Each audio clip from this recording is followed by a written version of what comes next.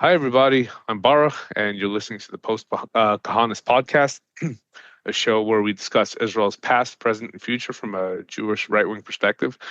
Today, we're chatting with author and researcher Rabbi Elisha Pearl about his most recent book, um, the title of which is "Make Peace." Let's see. And it's a book about the Lubavitcher Rebbe's vision for Israel's security. Rabbi Elisha, please tell the audience a bit about yourself. Sure. So first of all, Baruch, thank you so much for the opportunity to be on this podcast. I am a researcher for various Chabad institutes, primarily an institute which focuses on researching the sichos of the Lubavitcher Rebbe and his, as well as his more advanced theology. Before that, I do have a background in campus outreach, Chabad on campus, and studied some philosophy, psychology, and what have you. But today, the primary goal and focus is researching and being an expositor of the Lubavitcher Rebbe's teachings. Wonderful. And so for those in our audience who may not be super familiar, can you give a brief overview of what Chabad is? Sure. Okay, so Chabad is a Hasidic movement. The Hasidic movement, right, for I guess another layer of background, is one of the most dominant movements in what would be called Orthodox Judaism, or we could even say what's commonly known as Haredi or Haredi Judaism, like the people who walk around with the black hats and the beards and the suits and might have side curls in pop culture. So Hasidic Judaism is one of the primary streams of Orthodox Judaism, of Haredi Judaism. But even within Hasidic Judaism, there is a great degree of variety and a great degree of speciation. One of the species of Hasidic Judaism is known as Chabad. It was founded in the 1770s, in the late 18th century, by Rabbi Shneur Zalman of Liadi. And it was founded in Russia, but the movement has evolved, and the movement has gone through many cataclysmic events, such as the Communist Revolution, such as the Holocaust. And in 1940, the sixth leader of Chabad, the sixth Rebbe of Chabad, Rabbi Yosef Yitzhak Schneerson, came to America. And then he came along with his son-in-law, Rabbi Menachem Mendel Schneerson, who became the seventh and final leader of the Chabad movement. And in America, particularly the seventh Rebbe, Rabbi Schneerson, turned Chabad into a global Jewish force, to the extent that today there are Chabad institutions, there are Chabad synagogues in every state in the United States. And really, Chabad operates in every country where it is safe to operate, and even in countries where it's not so safe to operate. Let's say like Kenya and Nigeria, where the Chabad shluchim, the Chabad emissaries, need quite a degree of security and protection. And there's even a case where the Chabad emissary in Kenya was beaten up by some thugs. But nonetheless, Chabad, following the Rebbe's teachings, is very into the idea of spreading Judaism and sharing Judaism with the Jewish people, but also has a ethical sense, in a sense that we also need to share important messages, important ethical and moral messages with all of humanity. Now, Chabad, I guess, in a popular sense, is known for its activist work. Behind that activist work, there's really a treasure trove of religious thought, really so many domains, meaning certainly in very hard theology, let's say, but also in the domain of political thought and social theory. Very interesting.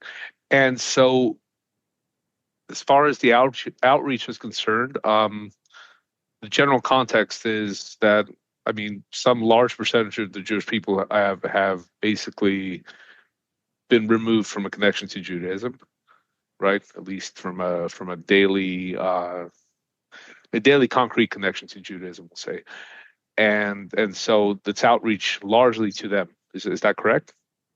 Sure. Yeah. Meaning, so definitely that. But I think you even have a lot of Jews, let's say, who are not completely disconnected, but they're like gradients of disconnection. There are some, let's say, they're Jews who were assimilated. They haven't been Jewishly practicing, let's say, for 3 generations. But then you have Jews who are just looking for religious services. But there, it could be they grew up in a religious home and they don't want to, say, observe the Jewish Sabbath anymore, but they want to have a place they can come to for holidays. They want a place they can get their matzah. Or even, let's say, in the demographic that are known as modern Orthodox Jews. Modern Orthodoxy, as a rule, is not a de jure perspective. It's more of a de facto perspective, as a general rule. Certainly in the United States, it's more like we're comfortable with this amount of religious observance, and very often there will be this sort of market perspective as to which synagogue to choose. And if the Chabad synagogue is offering what's most attractive, many modern Orthodox Jews in some communities will just go to the Chabad synagogue. If the Chabad synagogue is offering, I don't know, the best sushi at the Sabbath morning kiddush, at the Sabbath morning meal. Yes, this is certainly an important consideration. Um, so so in other words, you have Chabad itself, which is uh, well, I mean, it's a group of extended group of families, communities, and so on, right? And then you have sort of this extended social network, which is to say that all of the Jews and non-Jews, various Chabad emissaries across the world have reached and affected in some sense and are in contact with, right? Absolutely. That's kind of what it is. Um, and so there can be different aspects of that network, for education, for business, for intelligence, and so on. Um, Now you alluded to the you alluded, and I guess political influence as well. You alluded to the political theory of Chabad, and perhaps you could expand on that a little bit. Sure. So I think an important preface is that, generally speaking, the Lubavitch Rebbe tried to make Chabad as apolitical as possible, meaning to say that as Chabad rabbis, the Rebbe did not want Chabad to come out with strong ideological positions and to try not to step on ideological live wires. And I think part of that is that Chabad's ultimate agenda is not to engage in political discourse for the sake of political discourse. And I feel very often it's the case where you have people who are engaging in political discourse and they're doing it for the clicks or doing it for the attention, or there's sort of a lack of awareness that there's something deeper going on here. And people very very easily get slotted for whatever psychological reasons into the dominant right wing ideology or left wing ideology, and they're consuming whatever soup the media or the mass culture is producing. And the Rebbe did not want his disciples to get stuck in those debates, and so maybe we'll get to some of the ideas that the Rebbe developed. But I think what's most important is that in Chabad, the idea is generally to focus more on developing a healthy community or bringing Jews to Jewish practice, as opposed to Chabad rabbis getting up and soapboxing on politics. I think you may have mentioned this actually in one of your recent episodes about Chabad's Tefillin movement. That in 1967, the Rebbe saw that the Jewish people were in a state of crisis in the lead up to the 6 Day War. So almost even counterintuitively, the Rebbe said, "What should we do about this? Instead of sending out the yeshiva students to give political talking points, send the yeshiva students out to put tefillin on Jews." Right? And the idea of putting tefillin on Jews is by connecting Jews to Jewish practice, then you get to connect them to the matrix of Torah ideas. And if people are connected to Torah and to Torah study, very often the way they'll think about things, their entire worldview, their entire picture of the world will shift. And very often or certainly it's the case that's much more meaningful than espousing or evoking this or that political talking point. So you're discussing politics as sort of an epiphenomenon of a Torah lifestyle and Torah perspective. Sure, but meaning that It, said, go ahead. Sorry. Meaning, one of the common accusations that's leveraged the Jews is that Jews are inherently left wing and they have this theology of tikkun olam, and actually the more denser skull members of the alt right community have learned the word Sabbateanism, and they're throwing it around now in all kinds of ways. But basically, they have this sort of inherently left wing radical view of the world. Um, and rather, and Orthodox Jews obviously tend to be more right leaning because there's a family, there's a community, and there's a basic way to see the world. Um, But you're saying that rather than try to push politics first, the perspective of the Lubavitcher Rebbe was to try to push connection to the Torah and the Jewish people and the Jewish communities first, and then the politics would perhaps come about as a result of that. Precisely, right? precisely. Meaning, I guess you could look at it. You could look at it like this, right? Meaning, Chabad houses are offering the chicken soup Torah antidote, let's say, to the urban monoculture. Instead of telling you what you're doing is wrong, you're a sinner. Like there are some Jewish groups who famously, I'm not sure how famously, throw rocks. The religious groups will throw rocks at people who are driving on the Shabbat around Israel, or try to shame people.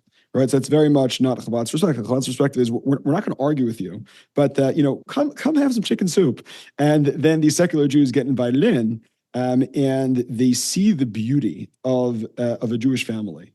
They see the beauty of the culture that Shabbat creates. They let's say, I guess here's maybe one point of illustration, right? So, although it's the case that the Rebbe certainly was a person who focused in terms of the shaping the movement in a way of spreading Judaism or spreading Jewish practice and Torah study as opposed to political points, there's no question that if you read the tremendous volume of the Rebbe's transcribed lectures, the Rebbe's writings, the Rebbe definitely does have very clear views on politically controversial topics.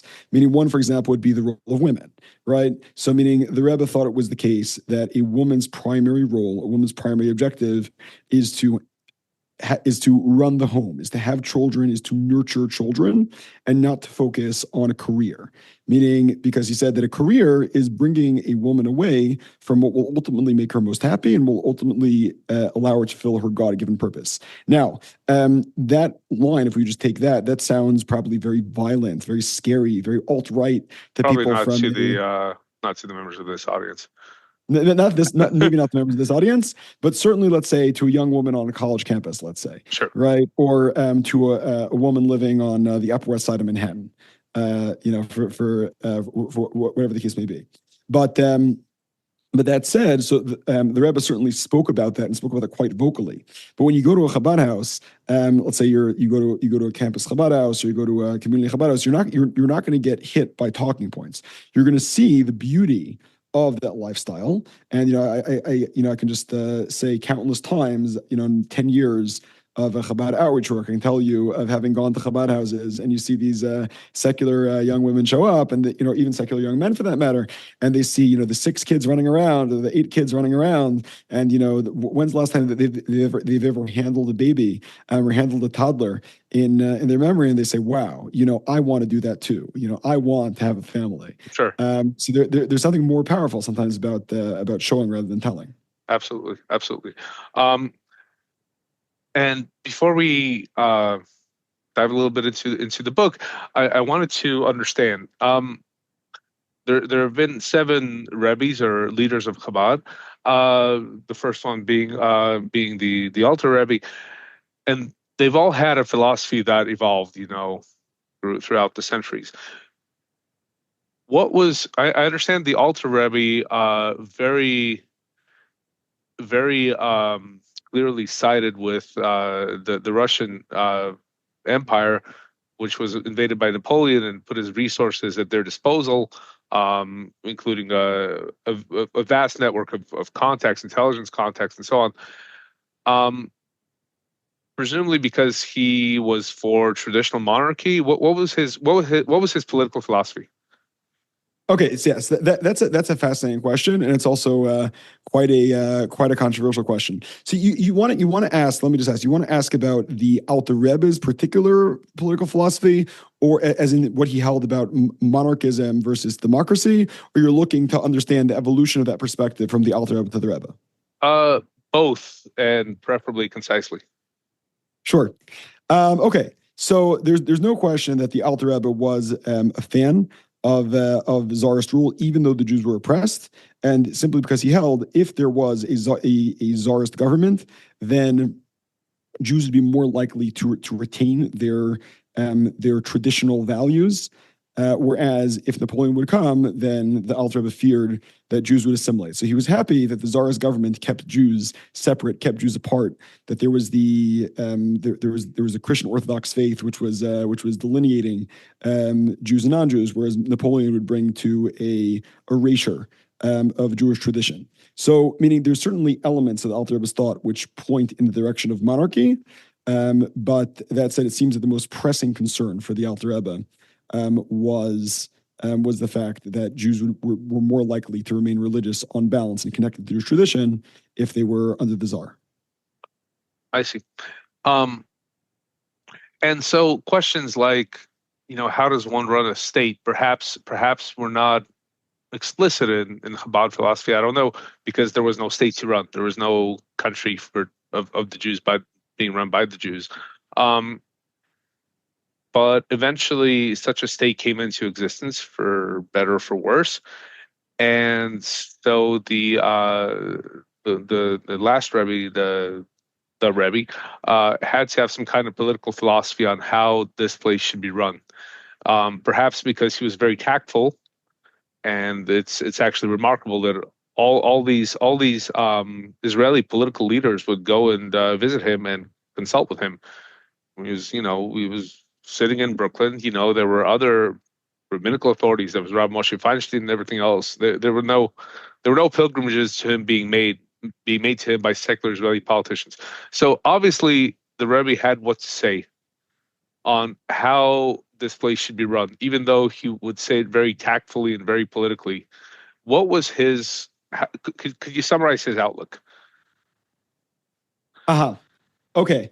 So I guess to maybe respond to the idea of people coming to the Rebbe, meaning and not making pilgrimages to other Jewish leaders.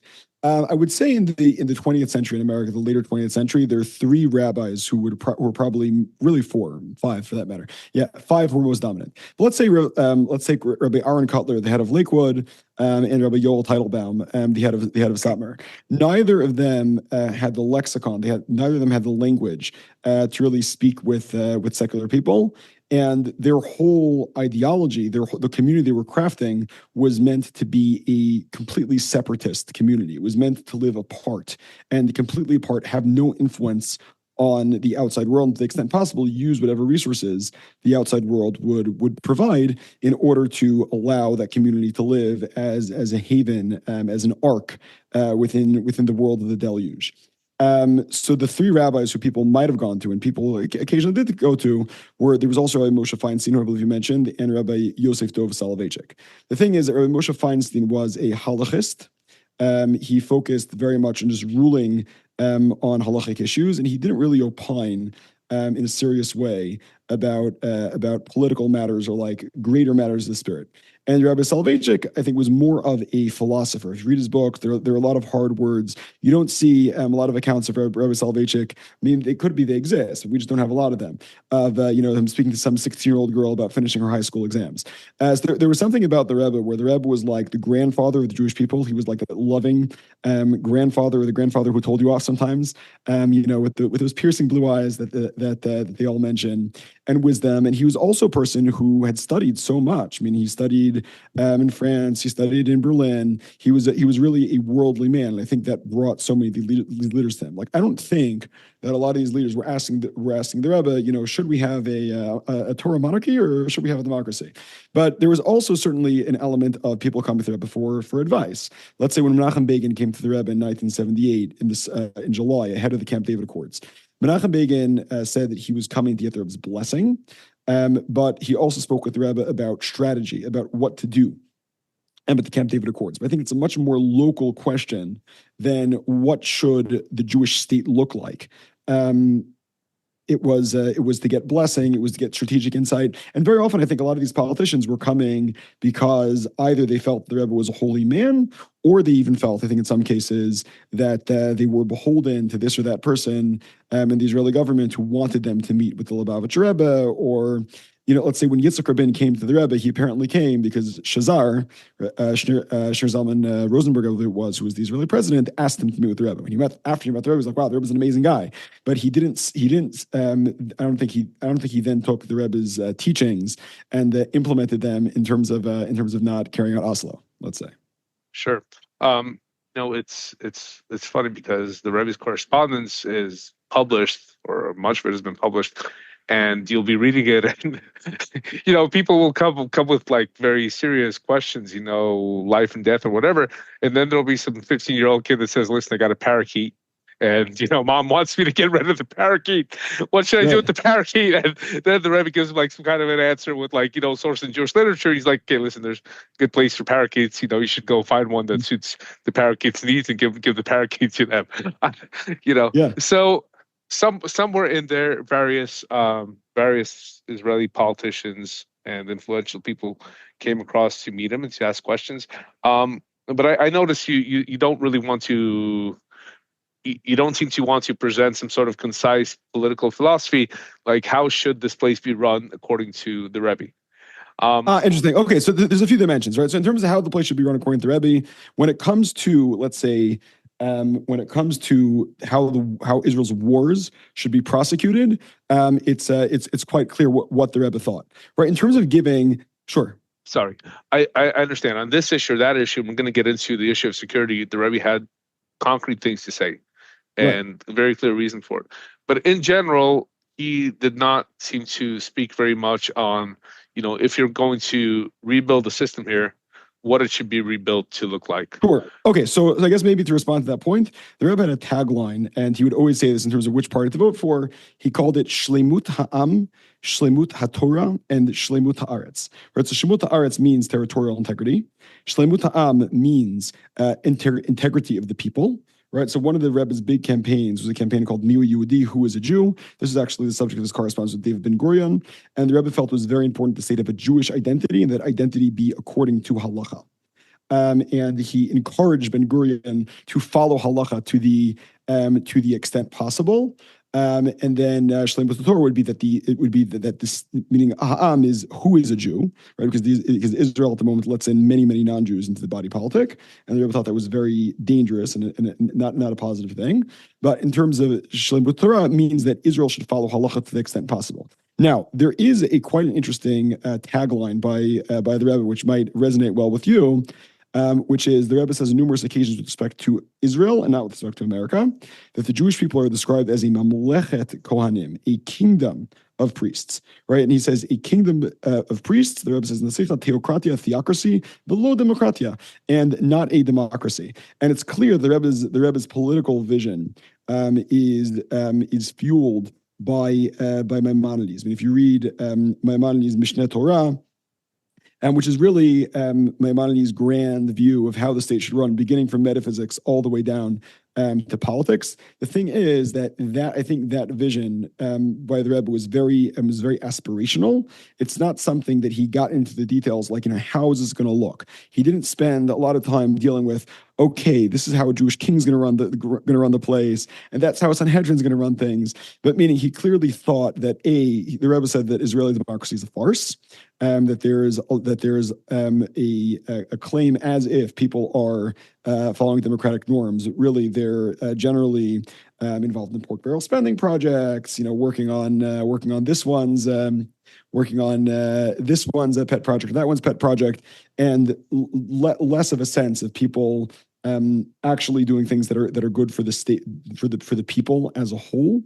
But the Rebbe did not get into great detail of what a Jewish monarchy would look like. That it was I think again much more aspirational, and the Rebbe was working with what he had, and he thought that the question of security was a much more pressing one than what exactly are the details of the monarchy. Education was also something that was very important to him. But yeah.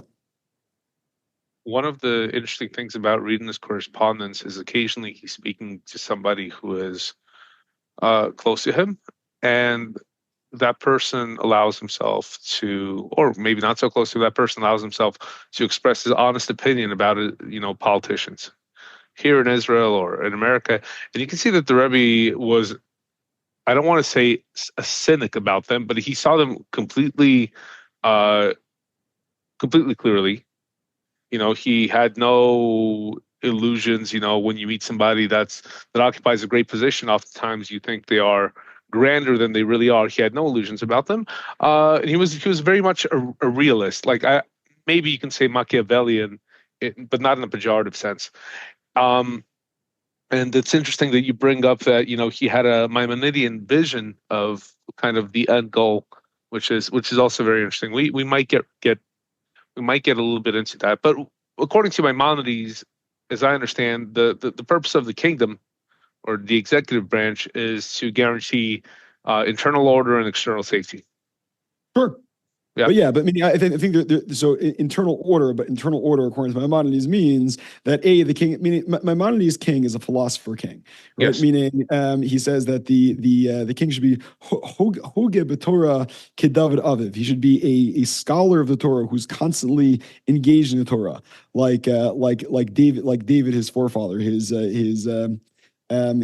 ancient or archetypal ancestor. Right? So it's very much a philosopher king, but meaning I think the order in the state means that the state is following Torah law, which I don't think means that.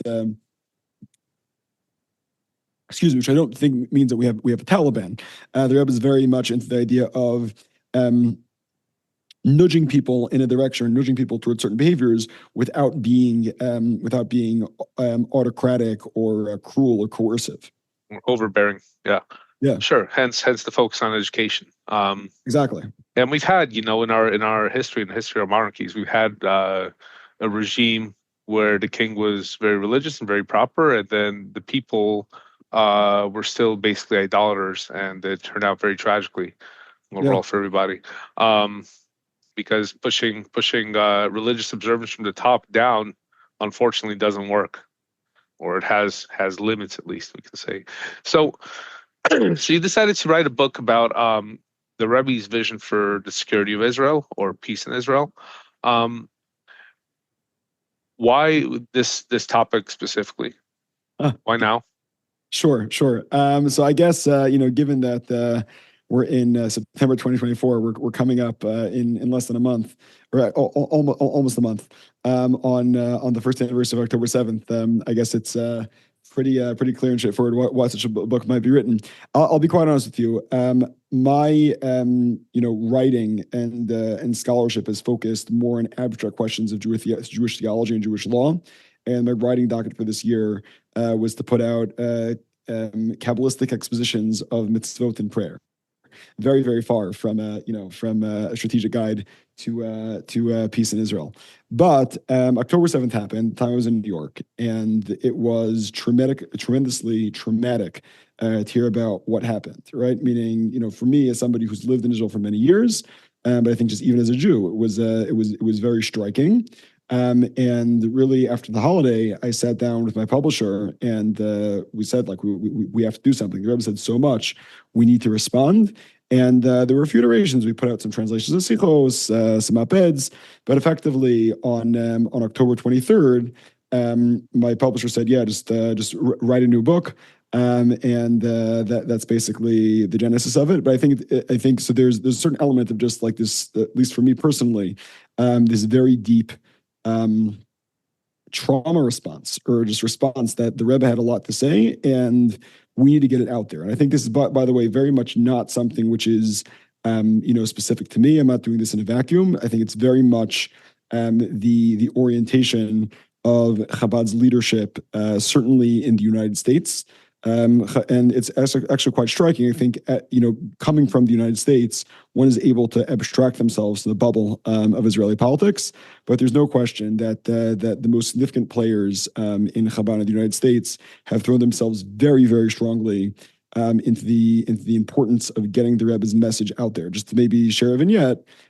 People are familiar with the Rebbe videos, which go around YouTube, which go around the world. So there's a man named Rabbi Elkanah Shmatkin. He's a 50-year-old Chabad rabbi, but one of the most influential rising Chabad rabbis today. And he basically took the entire Chabad visual media organization and put every researcher and the entire institution to putting out content on the Lubavitcher Rebbe's thought on Israel. And you can see this also Chabad.org move in that direction, Chabad on campus. And really, I think there's something about the Rebbe's thought which makes Chabad people feel very, very deeply about Israel and Israel's security. And so the book was conceived in that space. What was writing it like? Maybe talk about that process a little bit. What was the writing process like? Which dimension do you want to go into about the writing? Well, did this just involve you sitting in a room with a bunch of documents, or did it involve you like traveling around talking to various people who had different insights? I don't know. What was the process of writing the book like for you? I mean, this was a labor of almost a year, right? Basically, yeah. What was it like? So there were definitely a lot of conversations were had, meaning I spoke with a lot of Chabad rabbis who were themselves present by the Rebbe's Farbrengens, by the Rebbe's talks, meaning probably one of the most significant ones was Rabbi Shmatkin of Jewish Educational Media, meaning he was there and he's also spent the past 30 years researching the topic. But beyond that, there was a lot of listening to the Rebbe's recordings, meaning the Rebbe would give long lectures in Yiddish, speaking about his thoughts on Israel. And I think by listening to the recordings and say watching the videos, you get like a much clearer sense. And then, a lot of reading of the Rebbe Sichos. Thank God, as well, GEM, Jewish Educational Media, Rabbi Shmatkin, spent the time to interview Yitzhak Shamir and Yitzhak Rabin and Bibi and Ariel Sharon, Ehud Olmert. So there are videos of all these people available to talk about their experience, their Rebbe. There's archival material. But I would say the bulk of it was probably spent processing large amounts of video, audio, text, hashing it out, speaking it out with Chabad scholars. I spoke with numerous military experts, most of whom I probably can't name. But then I also spent a lot of time with the soldiers, meaning this year I was going around to a lot of army bases, leading services, spending time with soldiers, really just spending time with soldiers every day, or debriefing with them after they'd come out of the battlefield. And I think that also created a fusion, or created a connection between the Rebbe's teachings, back in the day from the recordings, and then hearing and feeling the real life experience, and also living just south of Bethlehem in the Judean hills, and experiencing Israel at the moment through the lens of what has happened. I think also very much colors what the book says. Okay. What was the most significant thing that you discovered? That war is not about war, or that the determinant of war is morale, is education, and our mindset. Could you maybe sure elaborate on that? Sure. Yeah. Okay, so people often think about how we're going to make peace in the Middle East, right? So the really naive perspective is, the Palestinians, they're missing some land. If we'd only give them back some land, if maybe we give them back Gaza, we give them back Gaza, they got more. Well, maybe if we gave them Judea and Samaria, maybe if they had a sovereign state in Judea and Samaria, then there would be peace in the Middle East. And it's striking because, as you know, you're sitting there in northern Samaria, and I'm sitting here in Judea. And there's people on the ground. We know this is absolutely absurd. But people in the West, I think, still take this as a matter of fact. But then, if you maybe cut a little bit deeper, people think, if we just bomb them out, if we blow them all up, then we'll succeed. Then we'll have peace. But I think that the Rebbe said, peace and war ultimately flows from your ideas, from your education. He spoke actually in a very striking talk in 1980 with a fellow named Mati Eden, who was a Israeli journalist. The Rebbe noted already in 1980, said our enemies are becoming much more formidable. And the reason why they become much more formidable is they've decided that what matters to them is not money, is not honor, but rather religion. They're into Allah. They're into self-sacrifice. And by them, nothing holds a higher value. And he says, in contrast, although it was the case say before the state was founded and soon after that there were many Israelis who believed in pioneerism. They believed in settling the Negev and turning the desert into a garden. The Rebbe said that today's Israelis have become more westernized and they're looking for a break. They're looking for an easy time. And if you have one group of people who might be technologically superior, but are looking for an easy time or looking for a break or looking to rest peacefully at night, and you have another group which believes in something very strongly, no matter how problematic that belief might be, you're dealing with a much more formidable enemy. So it was said the only way we can really win is not by having better bombs, meaning although it's important, it's important to have them for the sake of self-defense, but really by connecting the Jewish people to the Torah. Because the only way people will stay in Israel, said the Rebbe, is by believing in the Torah, having the Torah in their mother's milk, by having studied the Torah, seeing themselves as part of a chain of Jewish people, as every Jewish child should see themselves as part of a chain of 35 or 40 generations of Jewish people. Without that, the Rebbe said, people ask, why did we dispossess the Arabs from their land? Why should we have a hard time? Let's go somewhere else and just sleep peacefully at night. And really, this is the Rebbe saw as a critique of the West in general. But in terms of the Rebbe's view of the situation in Israel, the Rebbe said what the key determinant of whether we will win or lose ultimately is the extent to which we have educated our children to value the Torah and to participate in the Torah and its practices. Okay, but we can be Torah Jews and go live in Williamsburg. Why do we need to live here with all of the problems? Mashiach has not come yet, and therefore, if I'm a religious Jew and I'm also a little bit tired of all this stuff, like, do you know what I mean? Like, it's not trivially evident, and this is kind of what I want to get into. It's not trivially evident that learning the Torah and living by the Torah is going to cause you to be willing to risk your life and suffer privation, discomfort, and hardship in order to keep a hold of the land of Israel, especially given that there's a state which, does not embody Torah values, or absolutely, maybe very actively goes against them. So if you look at the standard Haredi perspective, many times it's along those first lines, that even if I live here as a Torah observant Jew, my job is to keep myself and my children from being turned into kind of the race-nated secular sausage with a blue and white stamp on it that the state is so bound and determined to turn us all into. And therefore, it's not, I don't want to send my kids to go serve in the IDF for 3 years or 5 years if they're good at what they do and be surrounded by anti-Jewish behavior, ideas, and so on and so forth. I don't want to go fight Arabs, die, get killed, kill them, whatever. I don't need this. I'm going to live in the land of Israel if I want to live in the land of Israel in a way that is as close to the way that my ancestors lived here 200 years ago, given modern conveniences and so on, that I can, right? Why is Chabad different? Sure. You're asking, so let me just understand the question. You're asking, why is Chabad different in terms of your observed experience, or in terms of you're asking, maybe Chabad's like all the other Haredim? It's trivially obvious that Chabad is not like all the other Haredim. Otherwise, right. you wouldn't have written a book about the Ger Rav's vision for peace in the land of Israel, or Rav Avad Yosef's vision, or Rav Moshe Feinstein's vision. So A, that's trivially obvious. B, I did something called Shlav Bet, which is a very abridged basic training for the purpose of being a reservist here recently. And I was on the Haredi track, so therefore I simultaneously became both a Haredi and a religious Zionist, I guess, sort of mutant centaur creature, while really being neither. And I'd say that of the actual Haredim there, probably about 80% were Chabad. Of course.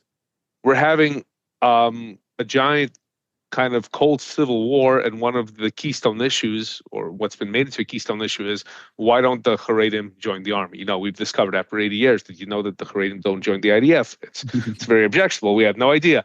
And this must be addressed right now. We cannot wait even another month. But Chabad has a different perspective. Okay, it's not the perspective of the religious Zionists, and it's not the perspective of the Haredim. Okay, I would like for you to speak to that perspective and why. Sure. Okay. One would think this might be an issue about Israel, but I think it's really just such a more meta issue. So maybe I'd like to speak a little bit about Chabad in Israel, and then maybe we get to the meta issue. I think the meta issue is the Chabad philosophy, and that Chabad philosophy I think explains why Chabad is what it is and why Chabad is so radically different than other Jewish groups. Meaning, maybe to just like back us up a little bit to the first question you asked, which is, like, why doesn't Chabad have the general Haredi perspective? Yeah, I'm just gonna live my life, and everyone else can go and sink. No, Right? your crazy political projects like Shkoyach. Good luck with them. Let me know how it turns out. Right. Exactly. Right. Okay. So, meaning, first of all, let's look for a moment. Meaning, and you're living there, in Samaria, right? So, I think every community in your neighborhood is full of religious Jews. I would imagine, right? Yeah. Yeah. Sure. There maybe Ariel, but generally speaking, there are no there. Well, the settler community is a little bit different because many people are kind of religious a little bit by inertia, meaning that I like the external trappings. We're not gonna go drive around on Shabbat or whatever, but my kids are gonna be watching whatever they're watching on their smartphone, and so on and so forth. Half of the religious Zionist public's kids become non-religious.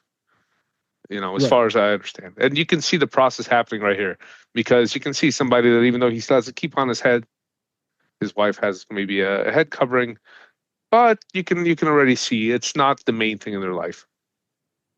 Right. To The the degree that service in the IDF, for instance, is, or material success is, or whatever. Right. But so really the question then you have to ask is, so how long does that last? Right. I mean, but like take a step back, right? Why is Israel here to begin with? Israel's here to begin with because there were Jews who preserved the Torah's teachings. Right now, it happens to be that the founders of the state took the Torah's teachings in a different direction. But that said, the founders of the state, generally speaking, were 1 or 2 or 3 generations removed from Torah practice. But there's no question that the 2,000 years of biblical study and of prayer, which talk about Zion, Jerusalem, which talk about God's promise to Abraham, are very deep within the Jews' psyche or the Jews' collective memory, and those are what fueled the project of Israel coming to be. And there's also no question that what fuels Jews today to come to Israel, fight for Israel in a way that lasts multi-generationally is ultimately going to trace back to the Torah. Because if you don't have that, you're ultimately, as you put it, you're going to become, in very colorful terms, you're basically going to become a member of the Western urban monoculture. And then, why stay in Israel? Let me just go somewhere else, which is, I think, something that you in fact see. But why is Chabad different? So I think there may be 2 key points here, right? One is the Chabad philosophy of Ahavat Yisrael, right? Love of the fellow Jew, which in the Rebbe's term, which is from Tanya chapter 32, but certainly the way the Rebbe cashed it out, it's a certain sense of caring for other Jews and having a sense of responsibility for the entire Jewish people, such that the Rebbe's perspective was, I cannot sleep at night if there are Jews in a state of crisis or Jews who are being disconnected from Judaism. So to that extent, I think Chabad cultivates a very, very strong sense of caring for other Jews, right? So the Rebbe would say the fact that there, in the Rebbe's time, 3 million, today 9 million Jews, the fact that there are so many Jews living in Israel just makes us need to care about it, meaning wherever it is. If there's such a concentration of Jews, we need to care about, we need to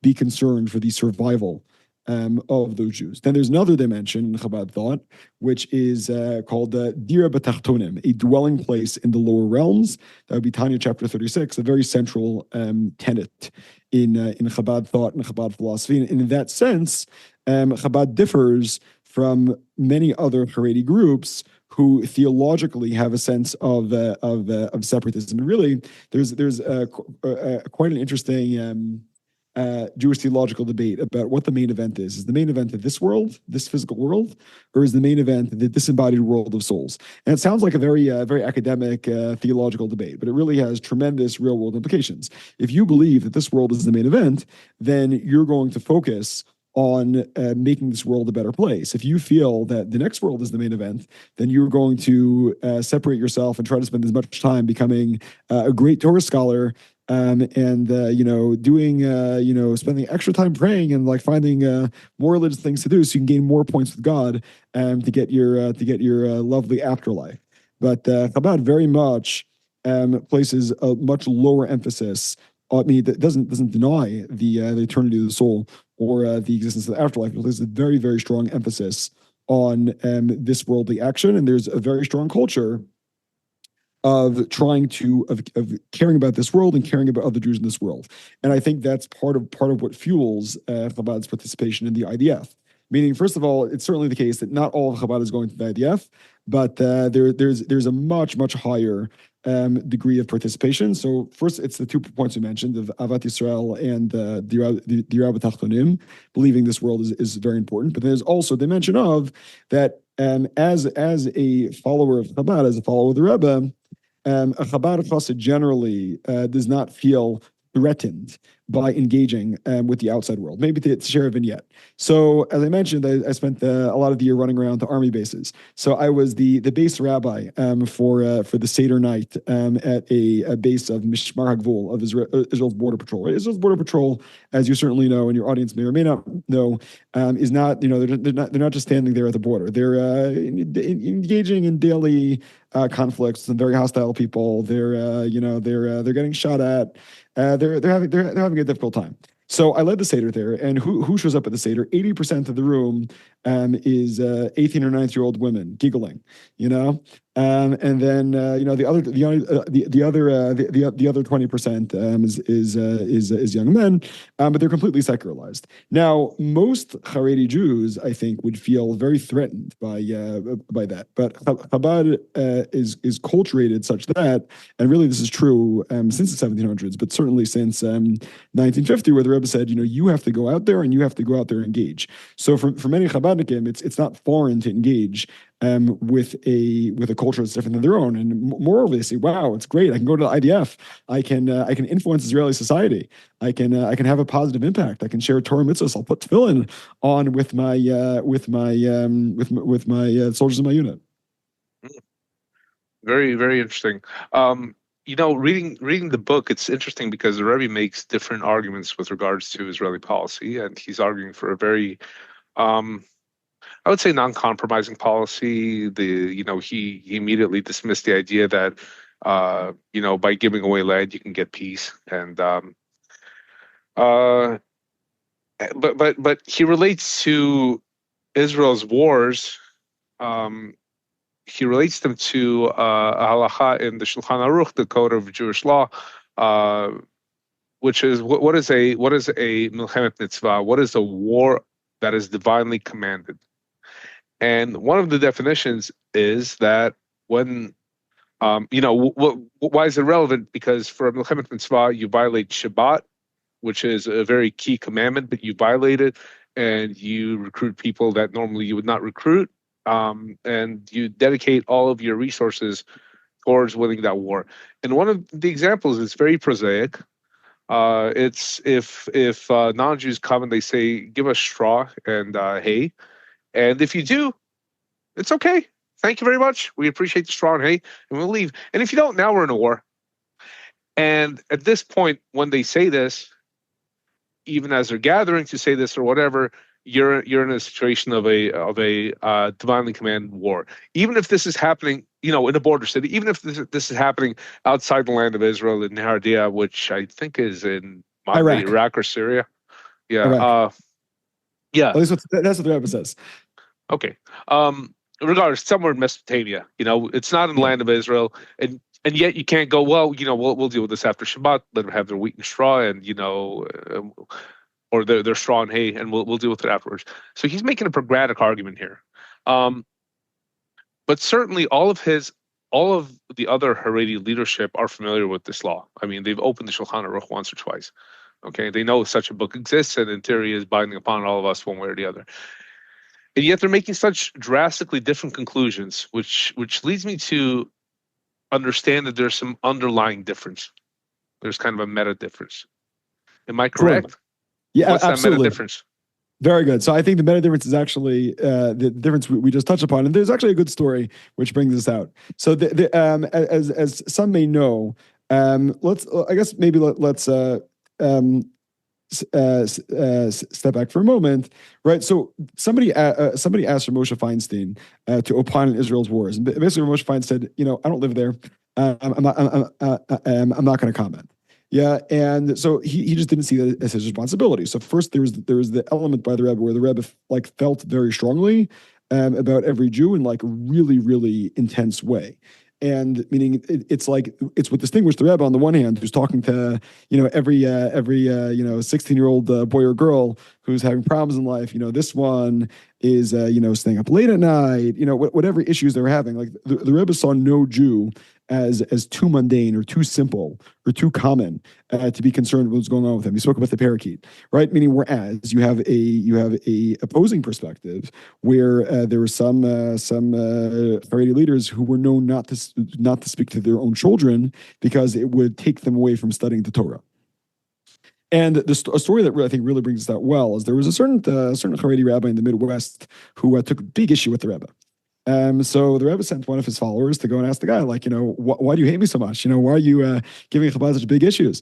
The Rebbe was like, I can't stand the Rebbe for two reasons. Number one is he makes all these radical campaigns and he doesn't consult the other Gedolim. He doesn't consult the other great rabbis. And the second, he found the Midrash, he found the rabbinic saying, which says that the goal is to make this world into a dwelling place for God. Like, why does he make such a big deal about like this random rabbinic teaching? So the Rebbe said, the Rebbe responded that one informs the other. The fact that you are not so concerned about this world and making this world into a place where God's kingdom is manifest on earth, and you're more concerned about God's kingdom in the heaven, explains why it's the case that I don't consult you. Exactly, right. And Well, I think that. Go ahead. with regards to Rabbi Moshe Feinstein specifically, there is a tshuva where somebody asked him, is it permissible for a woman to carry a pistol here in halachically, right here in Israel? For the audience, the issue is that women are not allowed to dress like men or walk around with manly attributes and so on, right? And a weapon is a manly thing. And so Rabbi Moshe Feinstein, in his normal style, he started off with all the reasons that she shouldn't, and then he said, and all of this is not relevant because it's not a weapon of war, it's a weapon of self-defense, and B, if you live in a place that's got dangerous Ishmaelites all over the place, like this woman lived in, I think, Gush Etzion, it's obviously she should carry it. And if you ask, well, maybe her husband should be armed, to protect her, he should also be armed if possible. So he didn't say, this is not my concern. What I'm concerned in is putting another token in the giant vending machine up in the sky, so that when I finally get up there, I'll have lots of cold soda pop. Right. So why we have relatively clear issues that halacha says something about. It's not, well, should I vote for this political party? Should I vote for that political party? Halacha says very concretely, when you have non-Jews that are threatening you with war, in order to get something material out of you, you go to war with them and you don't give it to them. And we're not talking about the land. We're not talking about something they can use against you. We're not talking about any of that. And the Rebbe says, like, no, A, you should go to war against them. B, any concessions are going to be bad. And he's got specific objections, which you bring in the book for the concession of the Sinai to Anwar Sadat, the Egyptian leader. By the way, thank you for putting that picture of him with Begin, because Sadat has a swastika necktie, which you note in the notes. Which kind of gives you an idea of what his overall objective was. It wasn't that he was enamored of the beautiful, fertile land of Sinai. In other words, stuff is going on. Halacha has what to say about that stuff. Why is the Rebbe the only one that's speaking about this in the Haredi camp? Not in the religious Zionist camp, but in the Haredi camp. Sure. I think on a certain level, you could perhaps connect it to the Rebbe's preoccupation with Mashiach, right? I feel like Jewish people had not really engaged with war for almost 2,000 years. I mean, Jews were always disarmed and were either protected, or more precisely, they were at the mercy of whichever state they were a client of at the time. And suddenly Israel has its own state, and I feel like a lot of Haredi leaders just weren't keyed into that, or weren't really thinking of that. That wasn't their primary concern. Whereas the Rebbe's vision was that we have the opportunity to come out of exile, we have the opportunity to bring the Mashiach, to bring about the Messianic era, and part of coming into the Messianic era is realizing that we have the ability to defend ourselves, take care of ourselves. But I think it might just come back to the 16-year-old girl in the parakeet, right? I mean, the fact that the Rebbe cared so much, that was his primary preoccupation. It's not he answered a question; it's that his door was open at all times for every person, for every Jew that led him in that direction. It was a question of where is he thinking, what's his concern, and perhaps also his greater degree of worldliness. The fact that the Rebbe read so widely, that he read military theory, that he was aware of what was going on, I think might have influenced that concern, whereas others did not necessarily have that same vision. I see. There's one other thing I want to mention on this subject. Many of the other Haredi leaders traditionally related to the existence of the state through looking at the three oaths. Right, which is a midrash, a homiletic, I guess, in Talmud, which says that the Jews pledged themselves to the three oaths, which basically more or less were not to conquer the land of Israel by force. Right. The third, by the way, is that the non-Jews should not oppress the Jews overly much. Yes, certainly. Right, of course.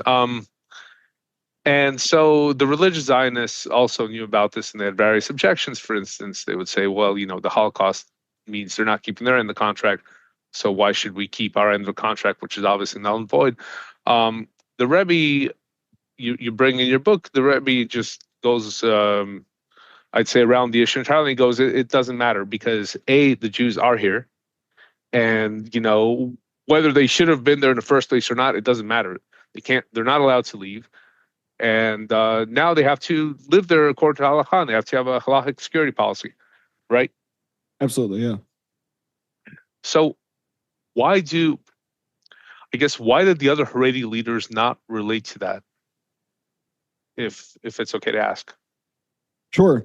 The thing is, I feel like these questions are not so much a function of text; they're more a question of subtext, right? Meaning, it's a question of what ideology, what belief emerges from your general theological matrix. I think, again, like all this generally comes down to passive versus active, this world versus the next world, right? Once again, in Chabad, the idea of Mashiach, they bring Mashiach, and the idea that we can bring Mashiach, that sort of the Messianic era, that sort of activist perspective, I think informs a lot of discourse. We could speak more to like the technicalities of the three oaths, but why is it that the Satmar Rebbe was into the three oaths, and why is it the Rebbe was less into the three oaths? I think is more a function of sociology, and it's something which emerges from their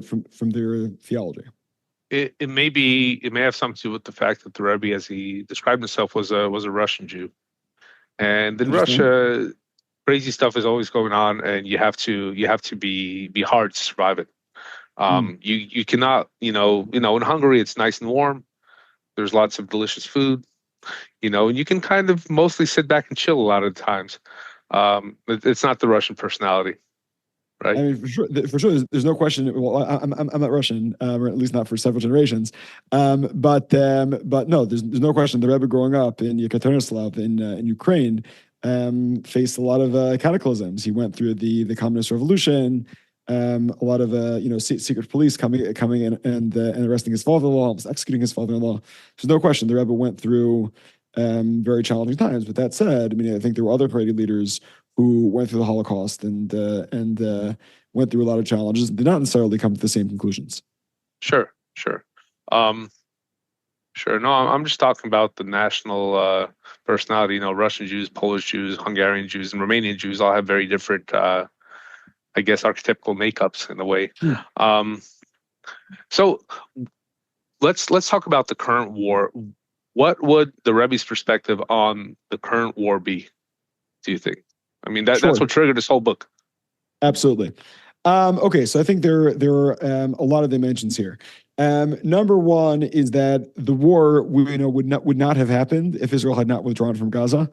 It's a bit crying over spilled milk, but meaning it's instructive to look back. Meaning the Rebbe argued that if we gave away the Sinai, that would be an opportunity for attacks, and we know today that a lot of Hamas's weaponry, it was supplied by the Philadelphia corridor, right? So one thing which is I think very controversial right now is should or shouldn't we give away the Philadelphia corridor? So the Rebbe would certainly say very bad idea to give away the Philadelphia corridor, because if we do, then there will just be more amlach, there'll be more ammunition, there'll be more guns, missiles coming in. And that will endanger the Jewish people. So I think we have unfortunately this war proves that giving away the Sinai was a bad idea. Giving away Gaza was a terrible idea. And even though we made mistakes in the past, we have the opportunity now to take Gaza back.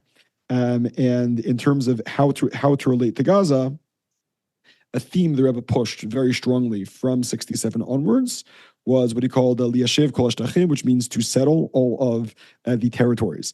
In 92, in the middle of the Intifada, 91 rather, in the middle of the Intifada, a Jewish, a religious Zionist activist came to the Rebbe and asked him, for the Rebbe's blessing on Gaza. The Rebbe noted that the word Gaza in Hebrew is Aza, and the Rebbe then associated Aza with Oz, with strength. So he said the policy, that Israel's military policy should be with strength towards the residents of Gaza, and that would bring about security.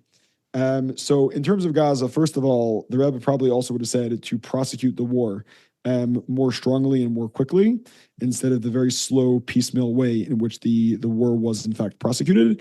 But in terms of for the day after, it's quite clear that the Rebbe's view would be that Israel should start setting up military bases in Gaza, but then the military bases should soon be followed up by settlements.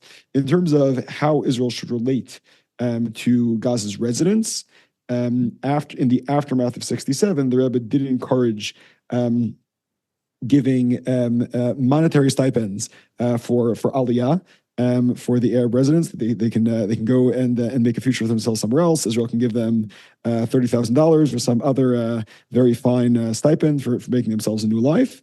But should they choose to stay, so long as they commit to not killing Jews, and as long as there's a very strong security policy in place, which will strongly discourage such attacks, then it would in principle be fine for them to stay around in the Rebbe's view. In terms of the West Bank, the Rebbe was very much not a fan of Palestinian autonomy.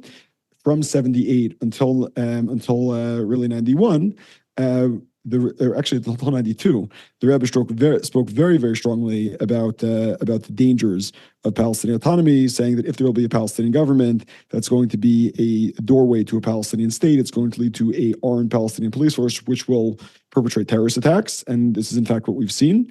So the Rebbe would probably be very pleased with Israel's recent military action in Jenin and Shechem, but would say that it really has not gone far enough in terms of rooting out terror and showing that there is a zero tolerance policy for terror. Another thing the Rebbe noted was the Rebbe felt very strongly that Israel's government does not work strongly enough to protect the Jewish people in the land of Israel, and sees the so-called settlers, meaning Jews really everywhere in Israel and Israeli soldiers as well, but sees the settlers as sort of these pawns or these chips on some international negotiation board, and is willing to sacrifice the lives of Jews living in Judea and Samaria for getting some brownie points with some Western government. And the Rebbe thought this was a travesty, a tragedy, and a disaster, and that Israel has a responsibility to ensure the security of its citizens. And whatever might be portrayed in the Western media, Israel is unfortunately not strong enough in having security control of Judea and Samaria. Yeah, so we could talk about Lebanon and Iran, but I think that's how the Rebbe would relate to Gaza and the Judean and Samaritan fronts. It's very interesting that, first of all, this war kind of caused many people to wake up before going back to their sleep.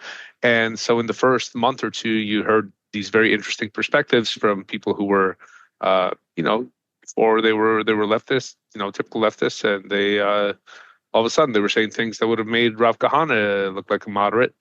Um, but one of the things that they were saying was that Gaza must be quote unquote denazified, and they must be educated, and so on and so forth. And they were saying these things because it made them feel good. It gave them a reference to a familiar touch point where the good guys, quote unquote, won, which was World War II. And Germany, of course, was denazified, and Japan was also Americanized.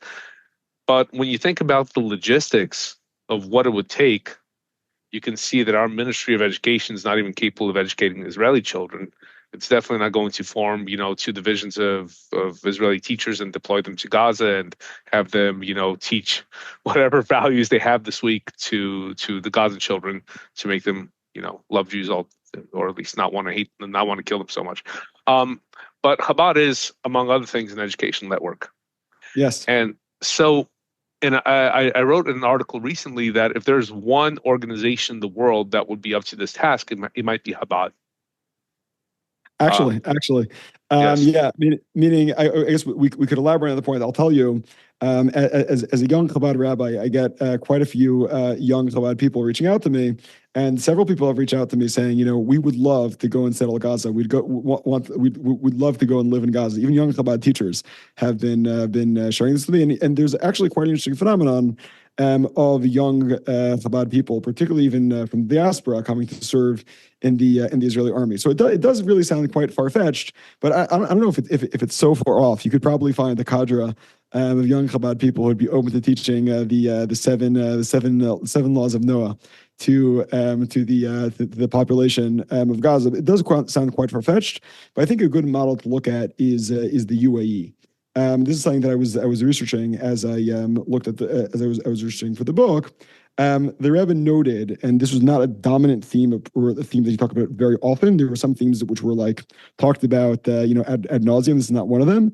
But the Rebbe noted it's very problematic that Israel does not control the Arab education system, because the Arab education system in the land of Israel is used to incite and to basically incite violence and incite murder. And we can see the raised incidents of terror in the aftermath of the Oslo tragedy, of the Oslo Accords, is clearly a function of the fact that the PA got complete control over education. But if you look at the UAE, you see in the UAE, if you want to give a class in religious literature, if you want to memorize religious literature, you need to go and get a license from the UAE. I mean, the UAE is only allowing people to teach Islam according to their interpretation, because they don't want any radicals, as in people who are going to destabilize the political order. So there's no fundamental reason why Israel could not do the same. There's no fundamental reason why Israel could not create a military rule in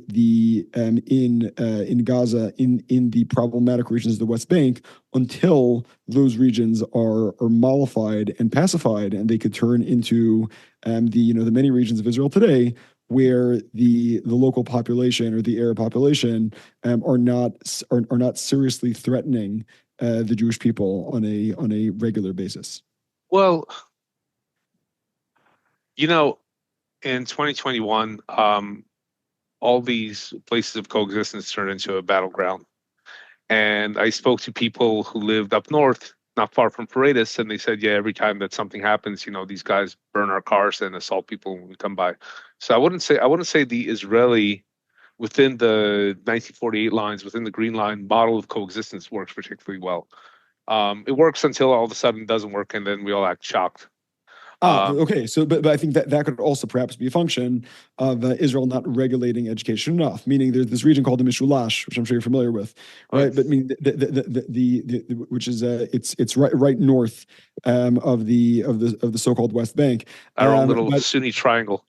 exactly, right. But the challenge in the Mishulash is that Israel is not regulating what goes on there, and there, first of all, there's gang violence, clan warfare, is allowed to flourish. That's A, right, and then B. Israel also just allows educators to do whatever they want. I mean, I think a great example, and this is the Rebbe invokes the principle from the book of Deuteronomy, where the Jewish people are told when they engage in a war, once a war has begun, you need to prosecute it ad ridita until the enemy is subdued, which doesn't mean that they're all genocided. It means they are subdued. They no longer constitute a threat.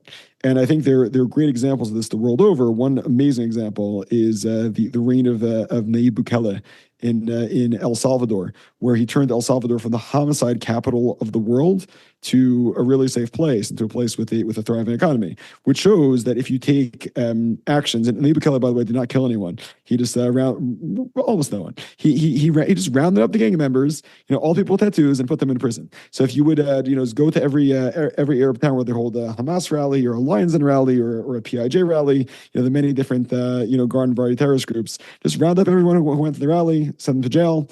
I think that would quite help in terms of dealing with the challenge. But moreover, I think we need to also go back to the fact that what's most critical is not necessarily yeah, it is, but what's most critical is not dealing with the external threat, but is more dealing with the internal ideological makeup of the Jewish people. If they're not engaging with the Torah and its practices, they're going to keep engaging in self-defeating behaviors and causing more Jews to die. Certainly. I'm not sure, the UAE can get away with making up, UAE Islam. For us, I'm not sure that's in the cards. I'm not sure that the Arabs would accept Israeli Islam necessarily. But the other interesting thing is that the people who traveled through the land of Israel in the 19th century remarked on the fact that the Arabs here were remarkably religious. That there were villages without a minaret and so on and so forth.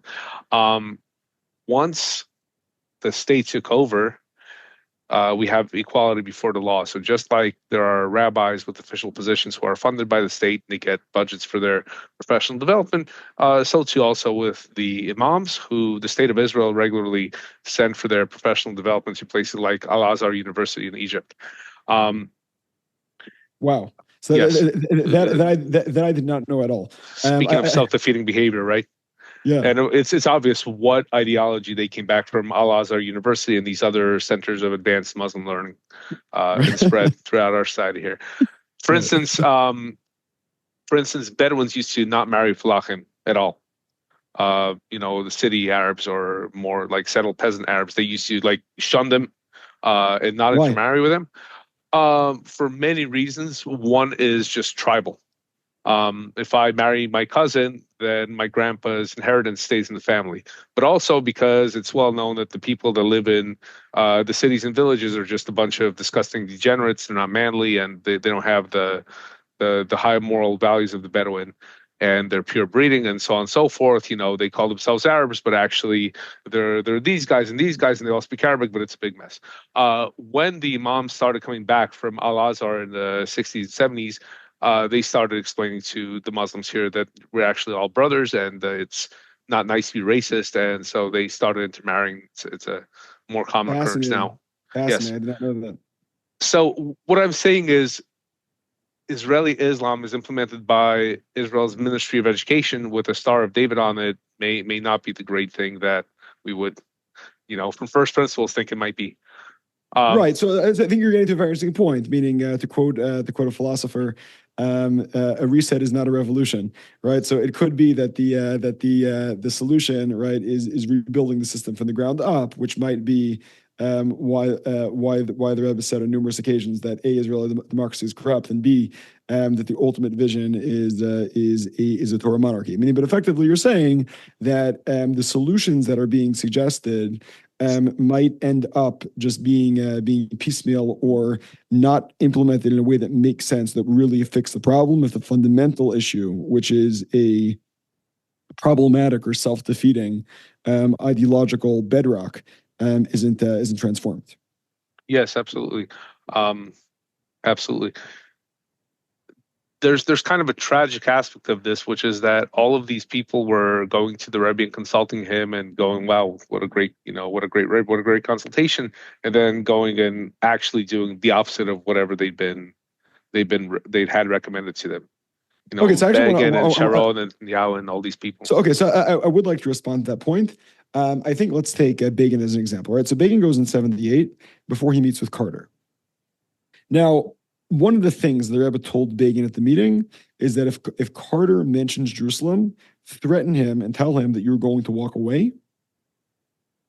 And if I mean, basically threaten him and tell him you're going to walk away, and Carter will have to fold because Carter needs a deal. The Rebbe's claim was that Carter needed the deal for the sake of holding on to his presidency, or holding on to his prestige, holding on to his legacy. And that really speaks to, I think, the Rebbe's realpolitik analysis of politicians and their incentive structures. But be that as it may, in fact, when Carter went to Begin and at Camp David and suggested that, Carter said, "Prime Minister Begin, let's talk about Jerusalem." Begin effectively stood up, yelled at him, and told him that if you even mention Jerusalem, myself and my entire delegation are going home.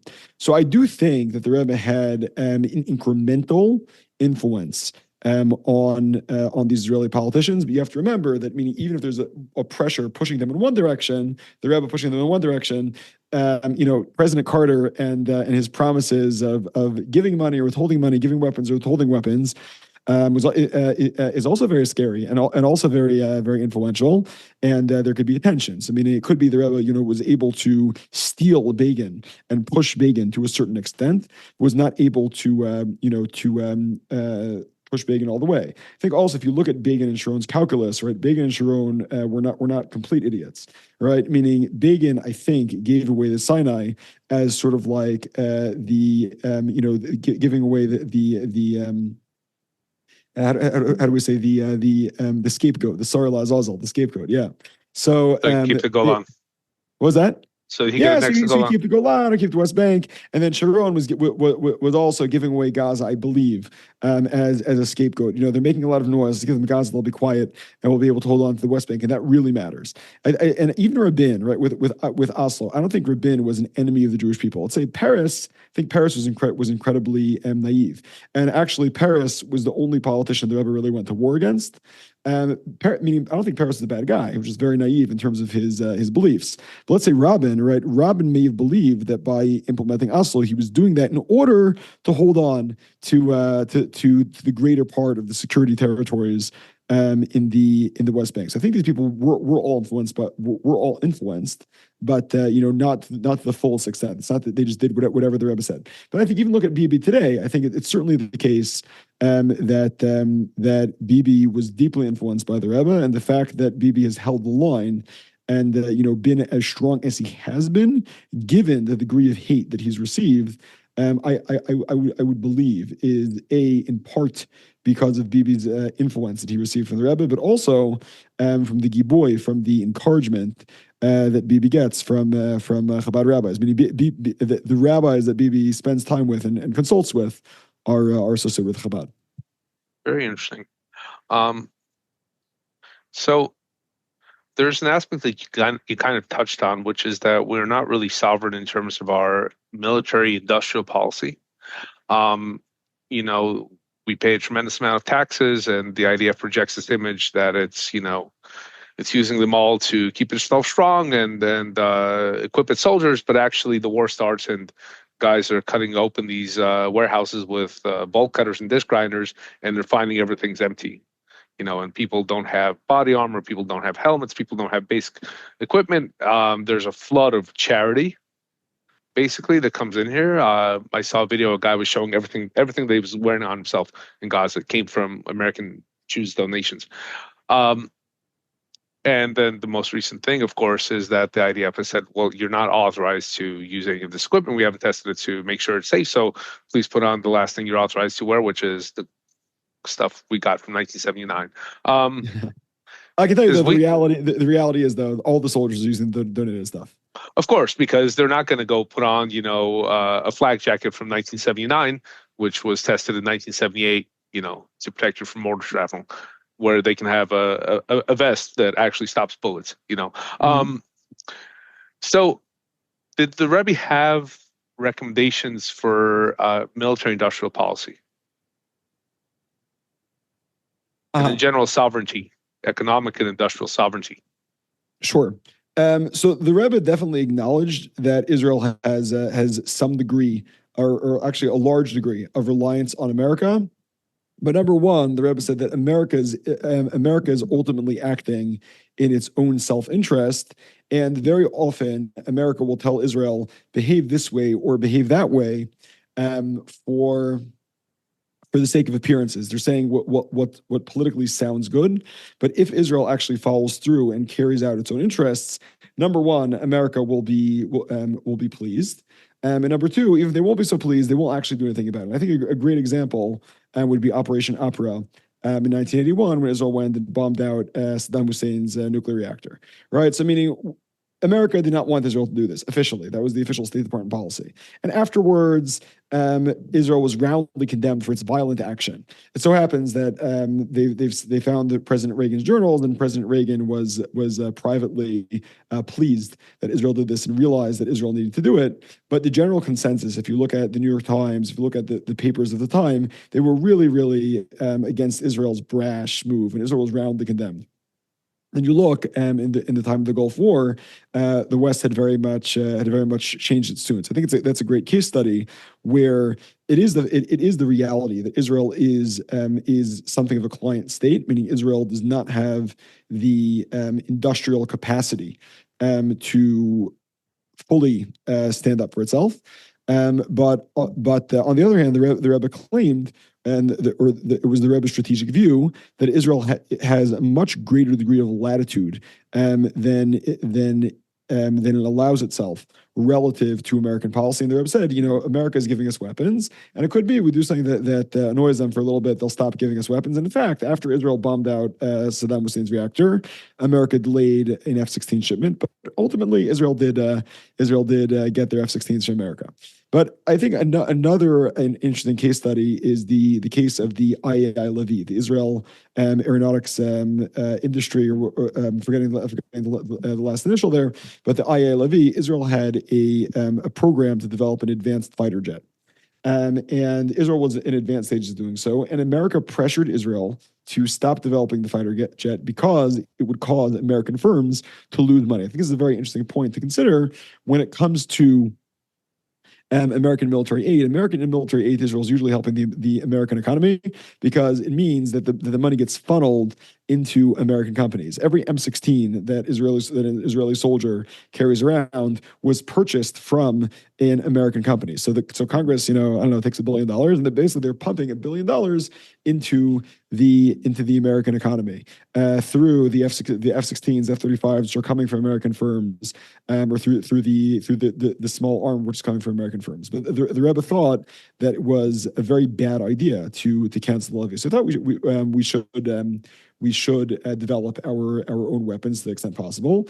Another point the Rebbe made was he spoke in terms of Sadat's strategy. He said Sadat was happy to take money both from the Russians and the Americans and play the Russians and the Americans against one another. And another occasion, the Rebbe noted that this is in the 70s, there are only three world powers. There's the U.S., Russia, and China. So the Rebbe's claim was that Israel should try to develop as many strategic alliances with countries which share Israel's strategic interests, such that Israel has arbitrage, and Israel also has fail-safes, such that if America were to turn off the spigots, Israel would have other places where they could go would have other strategic partnerships. But another point in terms of Israeli autonomy is the Rebbe saw the Sinai Desert as one of the keys to Israel's autonomy, both strategically and financially. And that's why it's perhaps interesting that the period that there were two periods that the Rebbe spoke most about Israel. One was in around 1978 when he was speaking about the tragedy of going through the Camp David, and the next was in '82 during the Lebanon War. But the Rebbe's claim was that if we had had the Sinai, the Sinai would have given Israel strategic depth. It would have neutralized Egypt as a threat. Israel had air bases in the Sinai, which, by the way, Entebbe and Opera, the blowing up the Iraq reactor, were both launched from Israeli air base in the Sinai. And finally, the oil wells. There were billions of dollars worth of oil revenue in the Sinai, which the Rebbe said, A, will be able to fuel Israel's tanks and planes, and B, will also build the Israeli economy. So on the one hand, the Rebbe was a realist and understood that given Israel's place as a coastal state, as a bridge between continents, and this has been true for millennia. Israel is vulnerable and is reliant on the great powers, be the power of the time Egypt, be it Persia, be it Rome, given its geographic positioning. But on the other hand, the Rebbe said, to the extent possible, Israel has to do whatever it can to cultivate independence, and also should realize that in the game of strategy, in the game of realpolitik, it has more latitude than it appears to have. Excellent, tremendous. There's something that's kind of not explored very widely, I think, in the mainstream discourse, and it's that we're having kind of an extended cold civil war here. And now it's a proxy civil war in some sense, because there's Hamas, which the left is, well, they're not coming out in favor of Hamas. They're saying Hamas is terrible, of course, but you should give them everything they want. And then we can go in and crush them, at a later time, to be scheduled at our convenience. But right now, you should give them everything they want. But let me ask: is left actually saying that? Is left really saying Hamas are terrible people? Are they? Well, they're saying that our priority is the hostages, and if what Hamas wants is for us to withdraw from Gaza and withdraw from the Philadelphia corridor on the border between Gaza and Egypt, then that's what we must do, and we must get our hostages back. And then afterwards, of course, we will charge in there and we will crush them, But that'll be after for sure. It'll happen. And by the way, we actually can't do that because we need to focus on Hezbollah and Lebanon because the north is depopulated, and so we can't go. We need to pull out of Gaza to go deal with that. But actually, we can't deal with them either because we just need some kind of negotiated settlement up in the north as well, and then they'll leave us alone once we pull out of Gaza. So, in other words, not necessarily explicitly or consciously, but the left is acting as though these forces were their clients. They're nominally independent, but actually we need to really lean into making sure that we don't really hurt them too much. For of course the most elevated of reasons. Every Jewish life is holy and sacred, the hostages and everything else, and it's only for the Jewish people and so on and so forth. But all of this didn't come out of a vacuum, right? We didn't fall out of a coconut tree, right. as Kamala Harris said. Right. We had the protests before the war started. We had years of protests against Bibi, and the penultimate stage before the war kicked off was that the leadership of the protests, which was heavily comprised of people who either were former security apparatchiks or from their family, their immediate family, they said, okay, you guys know what? If you don't give us what we want with the judicial reform or whatever else we want today, you're not going to have an army, you're not going to have an air force, you're not going to have intelligence, you're not going to have special forces, because all of them depend on their reservists showing up every month and putting in their volunteer hours and so on and so forth. And the reservists are on our side, and they're just not going to show up. And so, then we actually didn't have an army, we didn't have intelligence, we didn't have an air force, we didn't have any of that on October 7th, right? All we had was the local security squads, which whatever weapons that had not been confiscated from them, that's what they had for that day or half. Yeah, but let me just ask on that point though. Meaning, yes, my sense is on October 7th, and I say this having spent hours upon hours debriefing with young men who went into battle that day. And my sense is that the army was sort of on vacation because it was a Jewish holiday, because it was Oh Simchat yeah. Torah.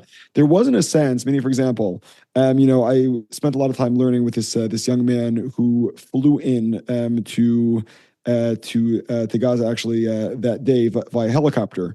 But effectively, they got the message, at 9 a.m. Let's say the shooting started at 7, missile went out at 6:30. Soldiers are getting the message at 9 a.m. Go to base. But where's a soldier? Let's say a soldier's in Gush Etzion, right? So the soldier, until he gets to Basis Golani, until he gets to the Golani base, it takes 2 hours. And then he needs to get his flak jacket and his gun, right? And then until the helicopter comes, right? So it seems that it was just like an incidence of a logistical disaster, such that the soldiers were not going to combat until 2 p.m. simply because of the logistics. At least it doesn't appear from the stories they were saying that, oh yeah, the leftist intelligence people left. Sure. No, obviously, once the balloon went up, everybody went in, even the leftists, and sure, then the bottleneck was logistics. But you can say, why were there no aircraft? Why was there no intelligence? Why did the intelligence warnings get ignored over and over again? There was intelligence. There was intelligence, but there wasn't functional intelligence. In other words, the intelligence warnings got brushed off and ignored, and there was apparently some sort of meeting at 4 in the morning where the chief of staff and the chief of the intelligence branch and the chief of Shabak, they had a meeting very early that morning, hours before the attack. There was some sort of vindications, and they decided not to declare, hey, we're in a war, everybody get down here. The point I'm making is that for several months after that, our little civil war here had mostly simmered down. There were still some protests. Bibi's at fault. He should go, and we need to bring the hostages back and everything else. But now it's ratcheting back up. Now we have the big hostage protests that are coming back. Now we have the Haredi recruitment issue, which is being handled in a way like to minimize the chances that the Haredim will go and sign up, because it's turning into a religious war. And so this stuff is not going away. It died down a bit, and then now it's back, and it's being pushed more and more and more. What would the Rebbe's perspective be on all this? Sure. Okay, so I think to maybe take a step back to go a little bit more meta. In 1980, there was a certain Jewish religious leader who began to engage in very divisive rhetoric against secular Jews, and the Rebbe was really not pleased with this. And he spoke about the fact that in the Bible we have King Ahab. Now, King Ahab was a king of the Jewish people. He was an idolater. But the Rebbe notes that, at least at first, Ahab was very successful in his wars, and Ahab was winning his wars until he made an ill-fated ceasefire. But until that point, he was winning all those wars. So Rebbe asks, how could it be that Ahab, an idolater, and his people were winning wars? And he answers that Ahab's secret was unity, whereas in the time of the Second Temple, there was so much Jewish factionalism that ultimately led to the destruction of the Second Temple. So at least the Rebbe's template would be that the way that we should relate as Jews to one another is through the prism of unity. Obviously, and this is something the Rebbe emphasized a lot, each person is going to have a different personality type. We're all going to be different, right? And those personality types, just on a simple level. I mean, Hasidus talks a lot about psychological archetypes, and psychological archetypes are often inherently in conflict.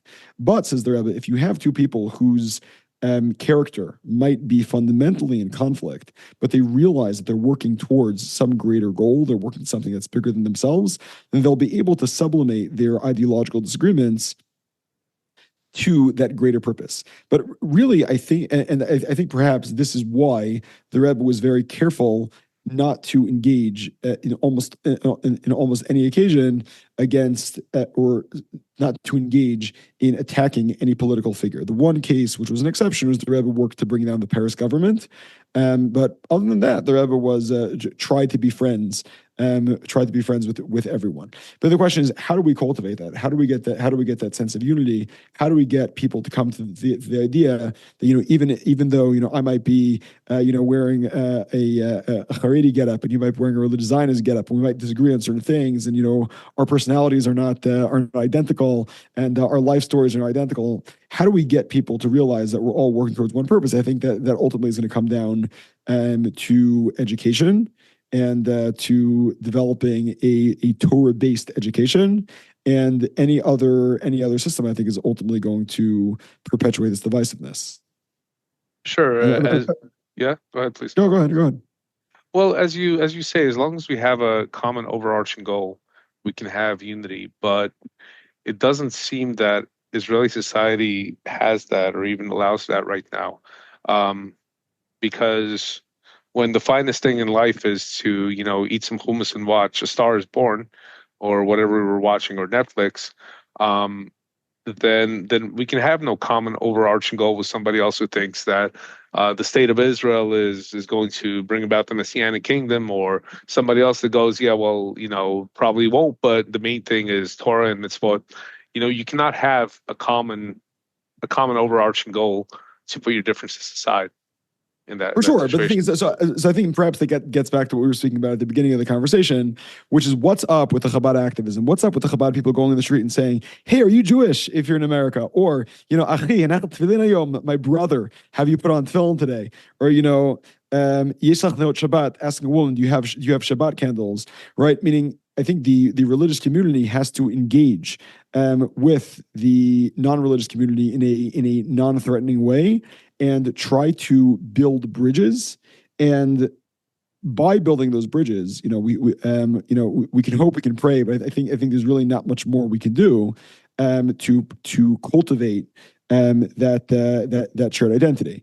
And I think also, if you look at the difference between religion and secularism, secularism is a sterilizing ideology, whereas at least Jewish religion is a framework which produces a lot of children, right? So one does hope in the long term that if you have enough people creating connections, and really you can have one secular Jew, right, who comes back to Judaism or comes back to religious practice, and they can have 100 grandchildren, right? Whereas the general trajectory of a secular Jew does not come back to Jewish practice, is that their children, if they have children at all, their one or two children will not be Jewish, and certainly the grandchildren or great grandchildren will not be. So I think it's the case that if we engage our secular brothers and sisters, we can connect them to Jewish practice and to Jewish study,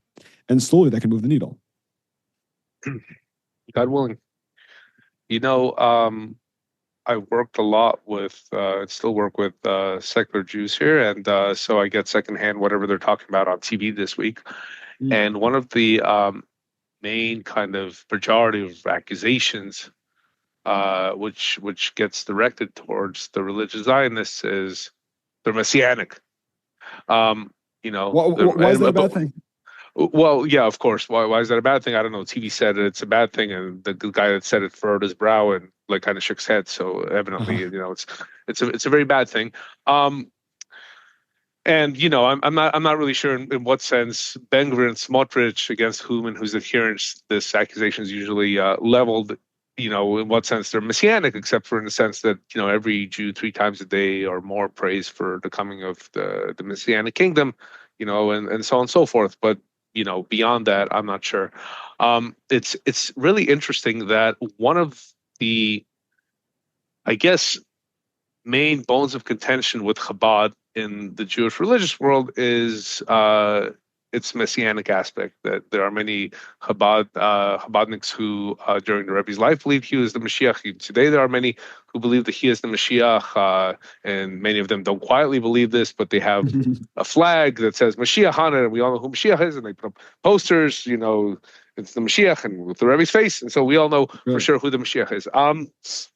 So, and this is something that kind of causes many religious Jews to kind of go, and I kind of cringe away a bit. Maybe even some Chabadniks in some sense. But the interesting thing is that what you see in Gaza as kind of a symbol of counter ideology on the Jewish side is these Mashiach patches. And that's like the cool things to put on. Yes, with the it's got flag and the Mashiach flag, it says Mashiach. Yeah. And these are guys who are not particularly religious, many of them, but they put this thing on. What is the significance there? Sure. So it's actually interesting. I once asked a bunch of hilltop youth why it was the case that when they took a new hilltop, they would put a Mashiach flag instead of an Israeli flag. And their answer was that we want the Mashiach, right? Meaning Mashiach symbolizes or is an era of peace, is an era where there will not be this war, there will not be this divisiveness, there will not be the strife, and people will grow into a place of human flourishing.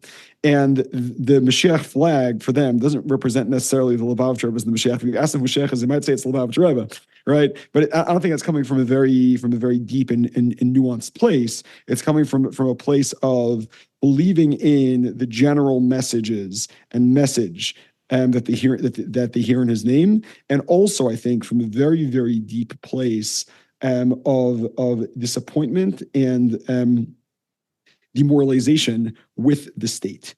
I think it was the case for a long time that many people in Israel really believe in the state, and today it's the case that people are demoralized. Meaning, I was speaking with a young soldier who spent his entire year in Gaza in a tank. He went in October 7th, meaning down to his tank unit, was on the Gaza border for 2 weeks, went in, and then was in that tank basically until April. Got out a few times. And I was speaking to him after he comes back in April. This is before they went in to blow up Rafiach. He was coming out of Khan Yunis.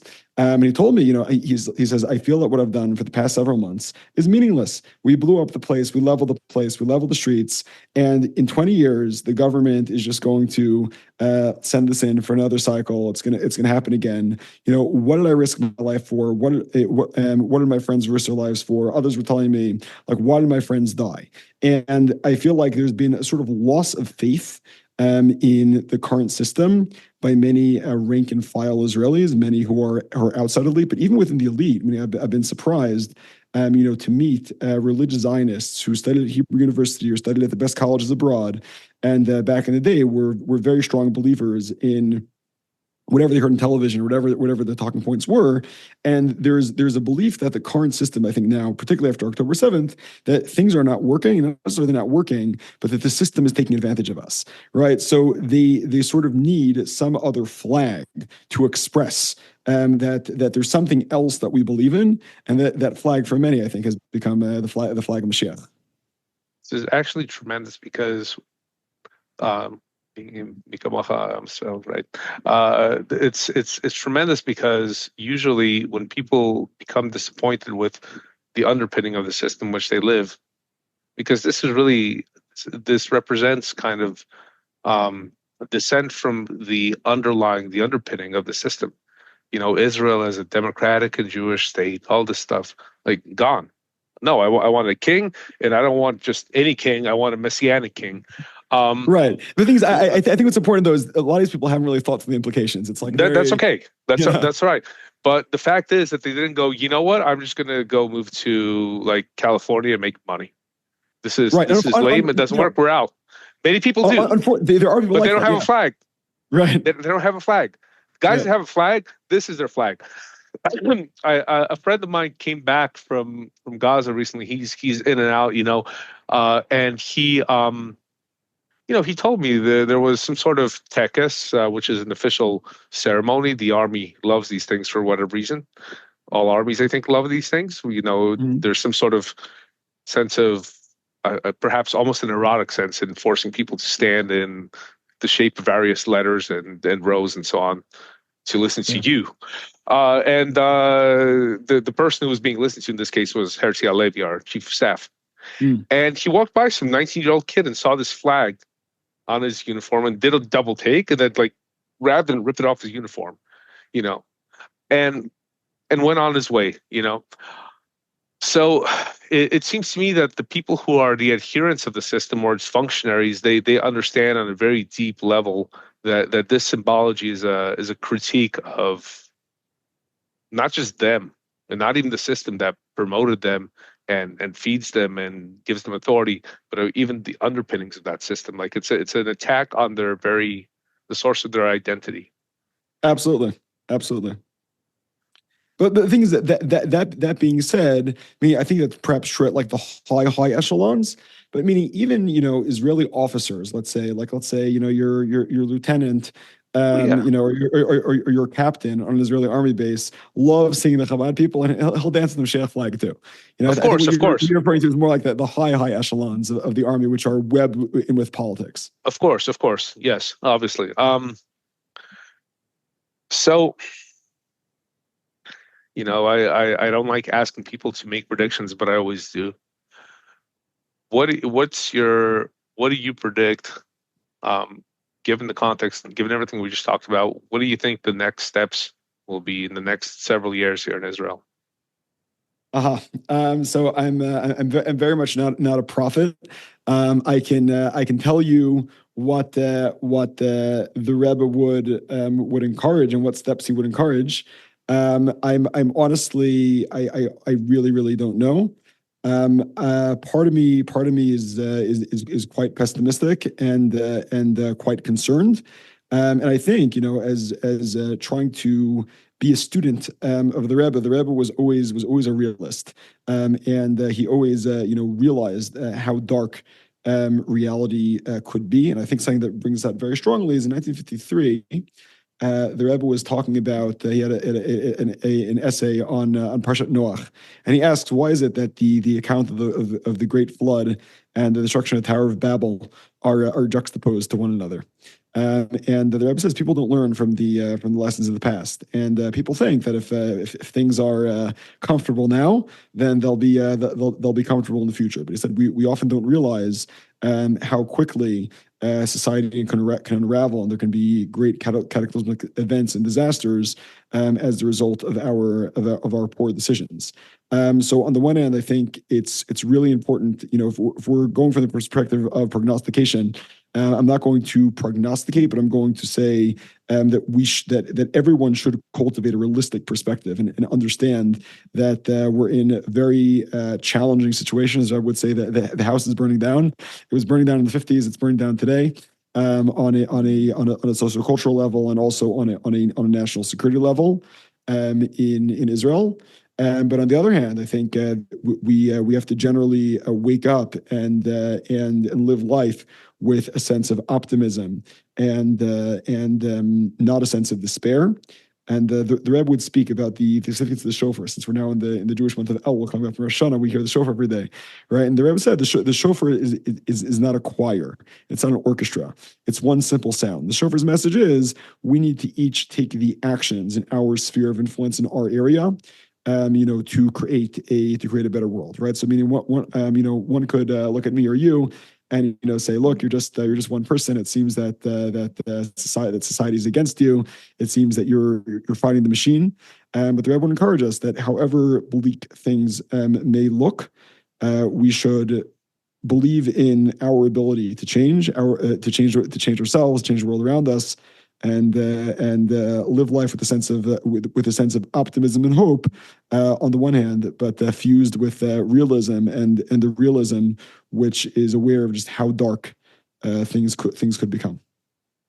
Well, I'm an optimist, but I'm an optimist in the sense of the Kotzker Rebbe when he was asked, where's God? He says, everywhere you let him be. Mm.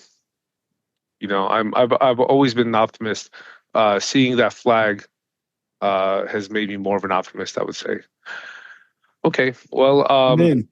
thank you for giving us your time, and I recommend that everybody go out and buy this book, Make Peace, by Rav Elisha Pearl. I'm going to put a link below this video, and thank you all very much. Baruch, thanks so much for the time and the opportunity. Wonderful conversation. I look forward to speaking again soon.